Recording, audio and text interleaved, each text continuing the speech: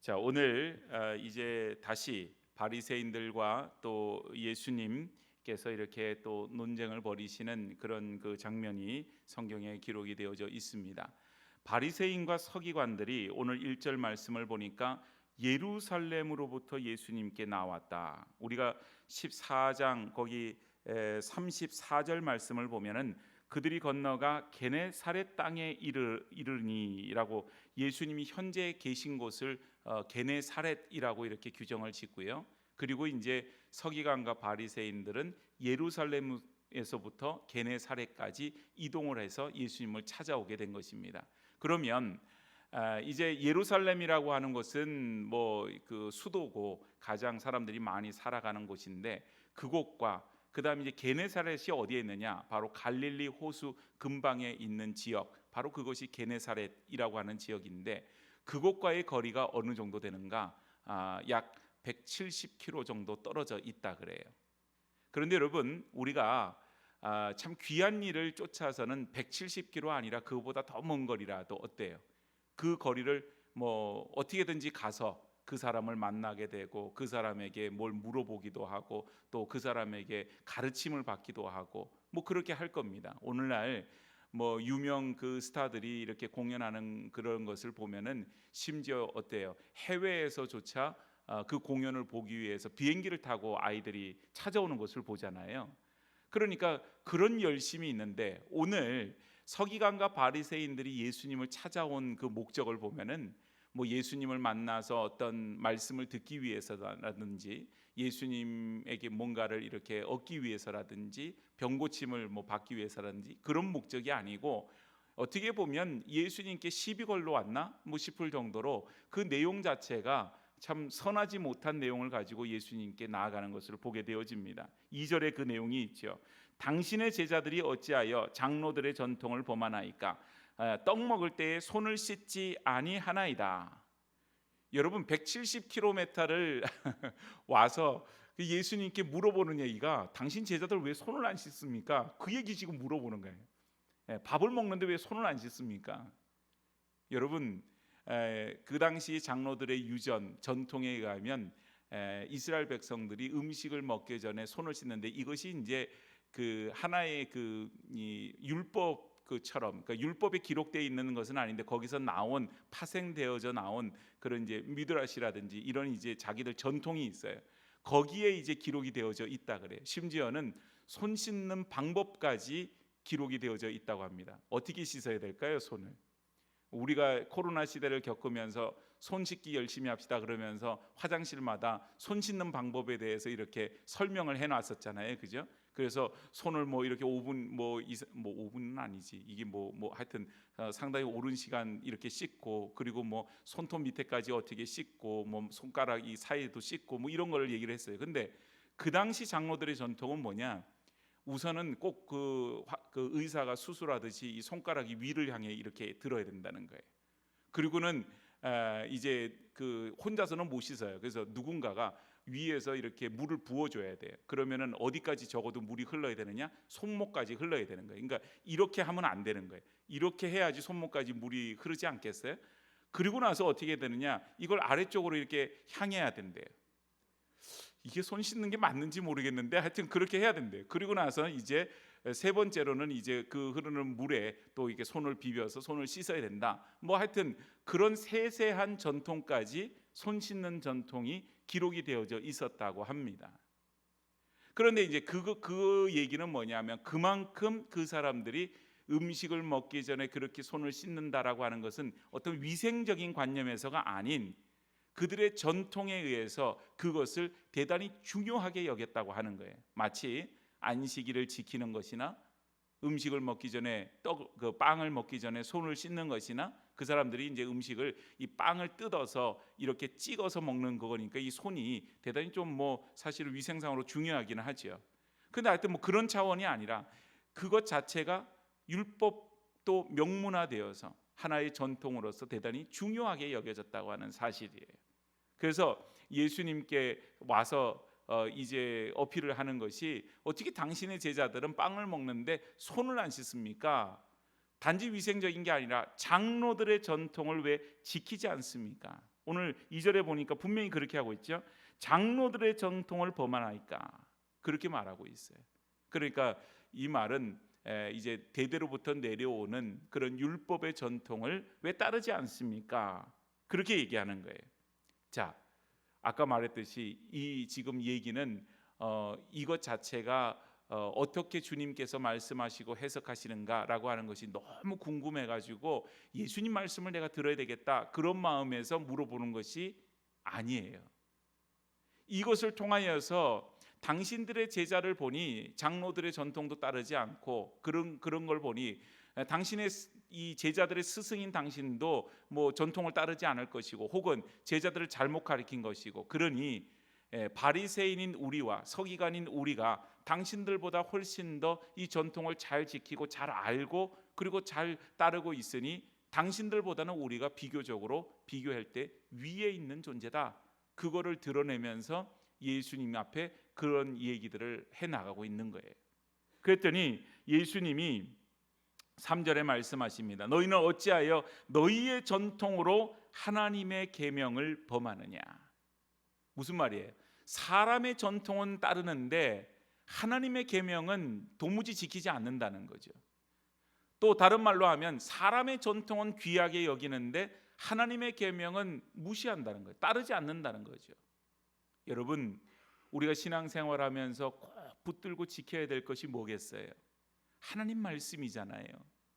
우리가 무엇보다도 양보할 수 없는 진리의 말씀, 우리에게 생명의 말씀은 바로 예수 그리스도, 그분이 우리의 그 신앙의 핵심이고 또 하나님 말씀의 핵심이에요. 그래서 다른 이로서는 구원을 얻을 수 없나니 천하 인간 중에 구원을 얻을 만한 다른 이름을 우리에게 주신 일이 없음이니라. 이 말씀처럼 오직 예수 그리스도를 통한 구원의 이 놀라운 진리의 말씀은 우리가 다른 무엇과도 바꿀 수도 없고 비교할 수도 없는 것이죠. 그런데 여러분, 오늘 바로 예수님의 말씀이 이제 그와 같은 거예요. 사람의 전통, 사람이 세워놓은 것은 그걸 지키기 위해서 애를 쓰는데 정말 지켜야 될 것, 하나님의 말씀, 하나님의 계명은 전혀 관심이 없고 지키지 않는다. 그 예를 든 것이 뭔가? 오늘 이제 4절과 5절 말씀인데 여기 보면 4절에 내 부모를 공경하라. 여러분 어디에 나오는 말씀입니까? 내 부모를 공경하라. 십계명에 나오는 말씀이에요. 그들이 목숨처럼 지키는 가장 중요한 10가지의 계명, 그 중에서 인간 가운데에서 인간에게 지켜야 되는 이웃사랑에 대해서 말하는 그 계명 중에 제일 첫 번째 되는 계명이 내 부모를 공경하라라고 하는 계명이에요. 그런데 내 부모를 공경하라고 하는 계명을 너희가 안다. 그런데 실질적으로 그 계명을 어떻게 지키는지를 봐라 말씀하시는 것이 5절이에요. 그 당시에 이제 오늘날에는 점점 사회가 어떻습니까? 이제 부모님들을 공양 이렇게 부모님들의 삶을 책임지고 경제적인 지원을 하고 하는 것이 이제 점점점 이 서양 사회와 같이 서구와 마찬가지로 국가의 책임으로 점점 옮겨가고 있는 그런 시대에 우리는 살아가고 있어요.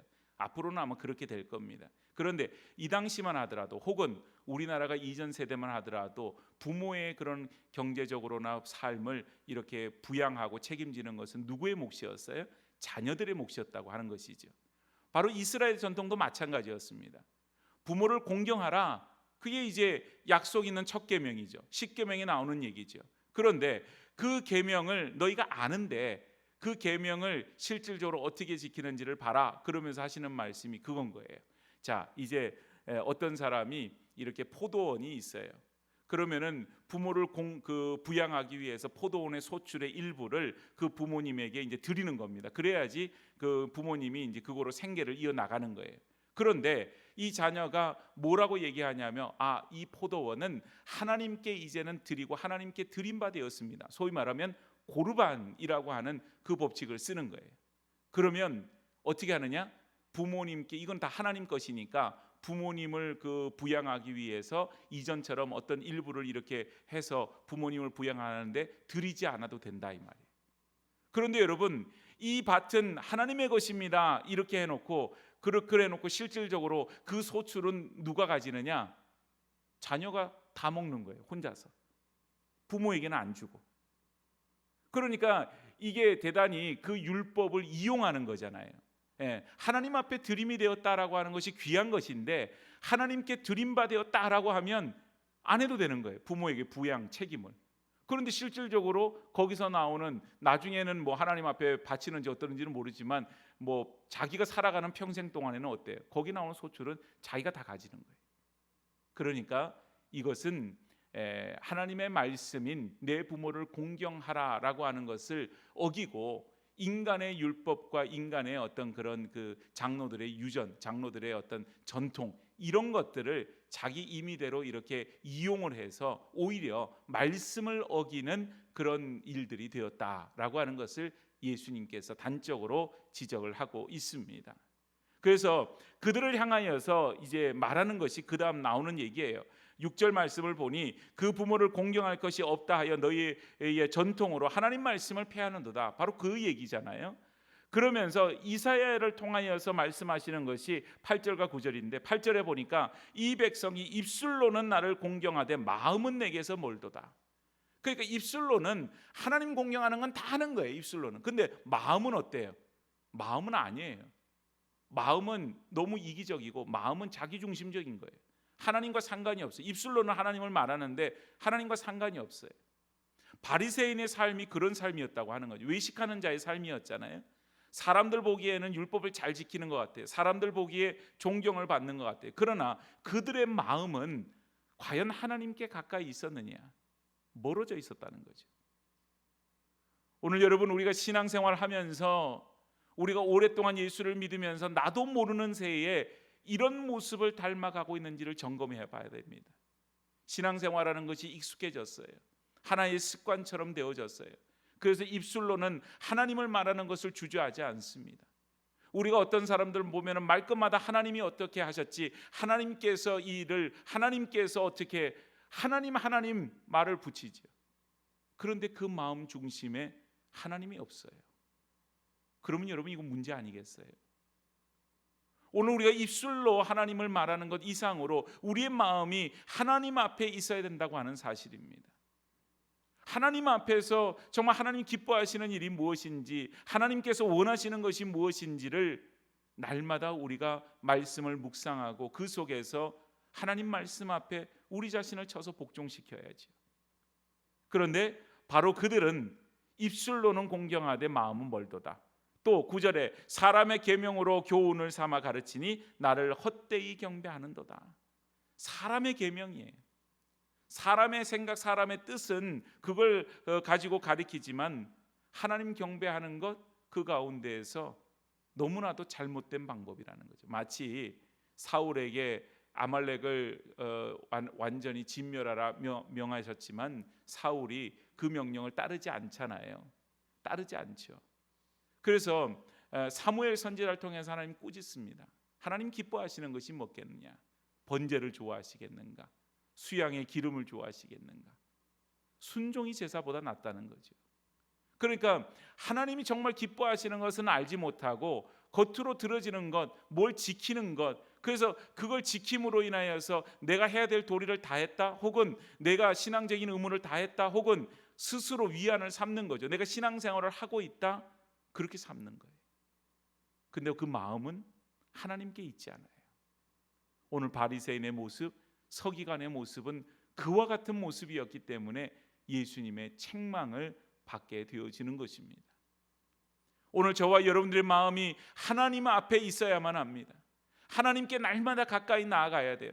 하나님께 가까이 나아간다고 하는 것은 날마다 하나님 말씀 묵상하고 하나님을 붙들고 우리 주님께서 달리신 그 십자가, 그 사랑과 그 은혜를 기억하면서 그 십자가에 나의 죄를 날마다 못 박는 그런 삶을 우리가 날마다 살아가야만 한다고 하는 사실이죠. 우리가 여러분 예수를 믿는 이례적인 일로 인하여서 우리가 구원함을 받았지요. 그러나 아직 우리에게 구원은 완성되지 않았어요. 예수를 믿으면 구원을 받지요. 그러나 우리가 천국 가는 그 백성으로 우리가 티켓을 샀고 영원한 보증이 되시는 예수 그리스도로 말미암아 우리가 구원받은 백성이 된 것은 분명해요. 그건 부인할 수 없어요. 그러나 우리가 구원받은 백성으로서 매일매일 살아가는 성화의 길이 있다고 하는 사실입니다. 오늘 그래서 예수님 말씀하시는 것이 이제 10절부터 본격적으로 그 앞에 있었던 논쟁에 대해서 예수님이 핵심적인 얘기를 해요. 사람이 더러워지는 게 뭐겠는가라고 하는 거죠.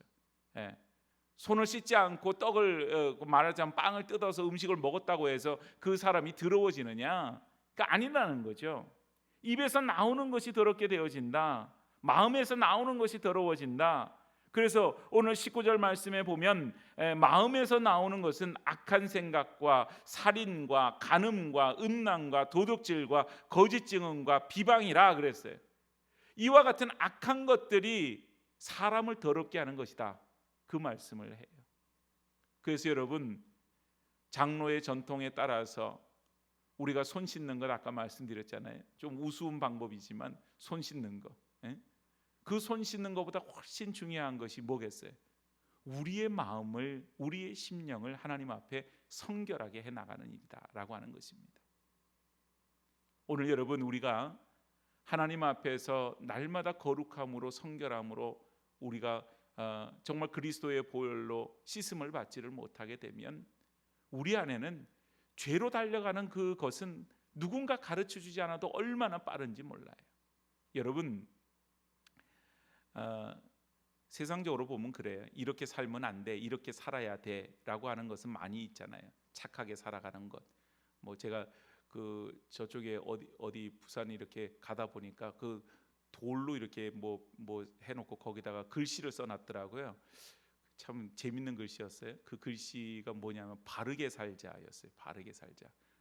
그래서 여러분 보신 적 있으세요? 바르게 살자. 여기 어디 가다 보면 있어요. 찾아보세요. 돌에 이렇게 새겨놨어요. 바르게 살자. 운전하다가 가다 보면 보여요. 바르게 살자. 그래서 농담삼아 그런 얘기했어요. 사람들이 얼마나 바르게 살지 않으면 세상에 저렇게 돌에다가 바르게 살자라고 크게 써서 사람들을 계몽을 하나, 뭐 그런 생각도 했지요.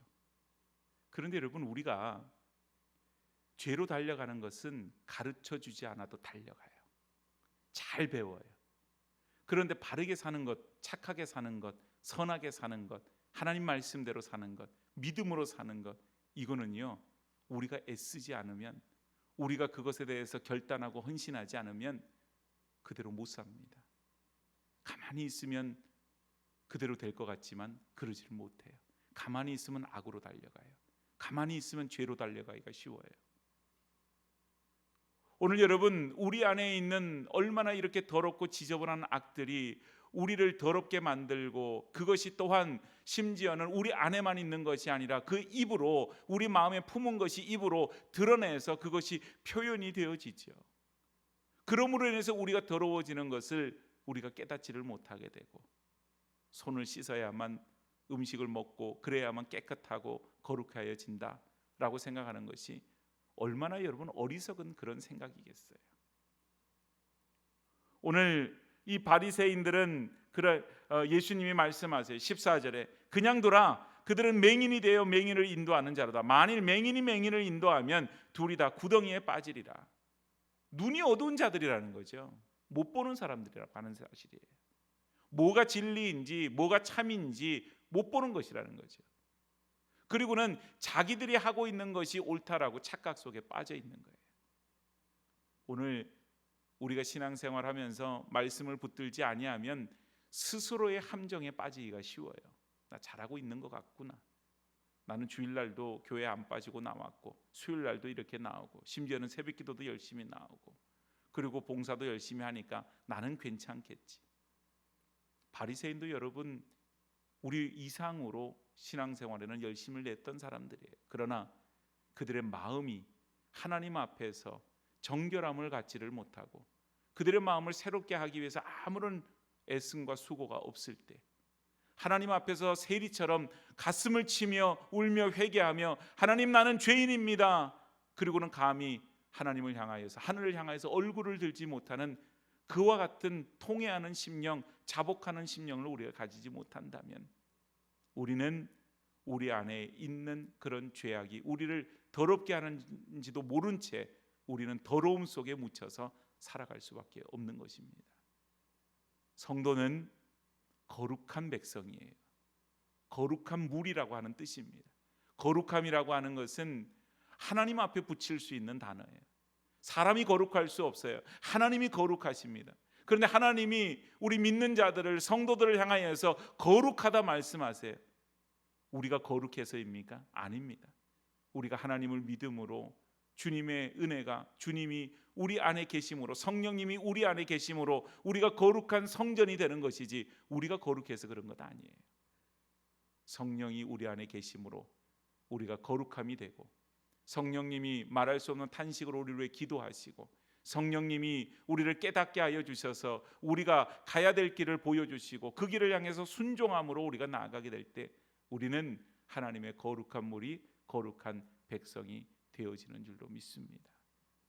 이제 대한민국도 많이 발전을 해서 이제 지저분한 모든 것들이 깨끗하게 정화를 하는 그런 이제 동네들마다 그런 것들을 해요. 오래된 동네도 깨끗하게 뭘 해보려고. 여러분 이 동네 늘 제가 말씀드리지만 참 계단들 많지요. 근데 그 계단들마다 다 예쁘게 깨끗하게 그것을 해나가고 있는 것을 보게 되어지죠. 제가 그런 우스갯소리 농담 삼아 그런 얘기를 했어요.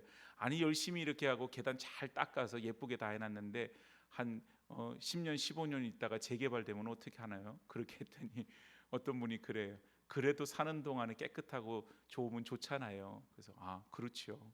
하루를 살아도 깨끗하게 살면 좋지요. 그건 낭비가 아니지요. 여러분, 우리가 하루를 살아도 하나님의 백성으로서 거룩함으로 살아야 됩니다. 우리가 하루를 살아도 우리 안에 성령님께서 계셔서 우리가 하나님의 성전으로 살아야 될 줄로 믿습니다. 오늘 우리는 죽을 수밖에 없는 죄인들이에요. 하나님의 은혜가 아니면 우리는 죽습니다. 그 더러움 속에 파묻혀 있을 수밖에 없어요. 죄악 가운데 무너질 수밖에 없어요. 그러나 하나님이 우리를 사랑하여 주셔서 우리를 독생자 예수님, 하나님의 외아들 예수님, 그분의 그 값진 피로 우리를 구원하여 주시지 않았어요? 그것은 다른 이유가 아니에요. 우리의 마음을 하나님께 두라는 것이죠. 그래서 우리의 심령을 하나님 앞에서 성결하고 거룩한 심령으로 세우기를 원하는 겁니다. 세상의 헛된 전통에 얽매여서 이건 이렇게 해야 되고 저건 저렇게 해야 되고 그런 전통에 얽매여서 살아가지 말고 하나님 말씀 붙들고 그 안에서 거룩함으로 성결함으로 살아가라고 하는 사실이에요. 사랑하는 여러분, 아직도 얽매여 있는 전통이 있어요. 아직도 헛된 전통에 우리가 얽매여서 그것만이 오히려 말씀보다 더 진리인 것처럼 착각에 빠질 때가 있어요. 오늘 주님의 말씀에 의하면 그것은 바로 입술로는 주님 공경하지만 마음은 내게서 멀도다 하신 이사야 말씀 그대로입니다. 우리의 마음이 하나님께로 한 걸음 더 가까이, 우리의 심령이 하나님께로 가까이, 그래서 하나님께서 우리로 하여금 참으로 하나님의 영광을 드러내는 그런 삶으로, 또한 우리의 삶이 거룩함으로 성결함으로 또 성령님이 계시는 성령의 성전이 되어서 세상 속에서 빛과 소금으로 세움을 받는 복 있는 우리 성도들의 삶이 되어지기를 주의 이름으로 축복합니다. 우리 이 시간 찬양하며 같이 기도하도록 하겠습니다.